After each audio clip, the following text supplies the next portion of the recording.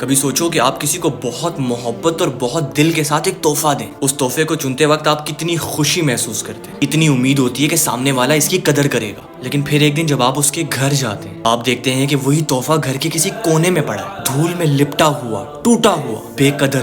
اس لمحے آپ کے دل پہ کیا گزرتی ہوگی, کتنا دکھ ہوتا ہوگا نا, یہ سوچ کر کہ میں نے اتنے پیار سے دیا تھا اور اس کی یہ قدر ہوئی. بس ذرا سوچئے کہ نماز بھی ایک تحفہ ہے, ایک ایسا تحفہ جو اللہ تعالیٰ نے اپنے محبوب حضرت محمد صلی اللہ علیہ وآلہ وسلم کو عطا فرمایا, اور پھر نبی صلی اللہ علیہ وآلہ وسلم نے یہ عظیم نعمت ہمیں دی تاکہ اس کے ذریعے ہم اپنے رب سے اپنا رشتہ مضبوط کر سکیں. اللہ ہمیں دن میں 5 دفعہ بلاتا ہے, صرف 10 یا 15 منٹ کے لیے, لیکن ہم دنیا کے ہر کام کے لیے وقت نکال لیتے ہیں مگر اللہ کے لیے نہیں. کسی دوست کا میسج آئے تو فوراً جواب دے دیتے ہیں, کسی نامحرم کی کال آئے تو سب کچھ چھوڑ کر بھاگ اٹھتے ہیں, لیکن جب حی علی الصلاۃ کی صدا آتی ہے تب ہم کہتے ہیں کہ ابھی نہیں, بعد میں. سوچو, ہم اس رب کی پکار کو اگنور کر دیتے ہیں جس نے ہمیں عزت دی, رزق دیا, صحت دی, علم دیا, محبت دی. ہم اس کی کال اگنور کر دیتے ہیں جو بنا کسی غرض کے ہم سے محبت کرتا ہے. ہم نماز چھوڑ دیتے ہیں لیکن اللہ پھر بھی ہمیں رزق دیتا ہے. ہم اس سے دور ہوتے ہیں لیکن اللہ پھر بھی ہمیں اپنی رحمت سے محروم نہیں کرتا. یہی تو اللہ کی محبت ہے. سوچئے, جب ہم اتنی نافرمانی کے بعد بھی اللہ کی اتنی رحمت دیکھتے ہیں تو اگر ہم اس کی طرف قدم بڑھائیں تو وہ ہماری طرف کتنی رحمت کے دروازے کھول دے گا. میری جان, نماز صرف فرض نہیں ہے, نماز اللہ سے ملاقات ہے, نماز سکون ہے, نماز چین ہے,